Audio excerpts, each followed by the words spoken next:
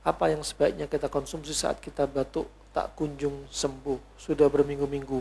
Batuk yang seperti ini dikenal batuk rejan, ini biasanya menghabiskan tenaga banyak, bisa bikin kurus, lemes, ya, lama-lama ginjal juga lemes, capek, ya, badan juga bisa lemes juga, ya.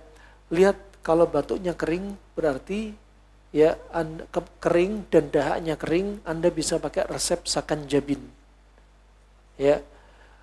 Resep diantara gabungan antara yang masam dan manis. Contohnya cuka dengan madu, ya. Cuka apel, cuka delima, cuka kurma, cuka kismis, cuka kelapa, silahkan. Dicampur dengan madu, satu sendok dengan air hangat, satu cangkir, kemudian diminum. Kemudian kalau sudah batuknya kering gini, biasanya pernafasan condong kering dan kasar kaku. Kata Ibnu Qayyim pakai apa? Tebu. Nah, kalau tebunya merangsang batuk, maka sari tebunya direbus sampai berbuih dan buihnya disendokin, dibuang, minum tebu anget-anget setelah buihnya dibuang. Ya, kalau mau dicampur jeruk nipis akan menjadi resep Sakanjabin juga sebagai pengencer.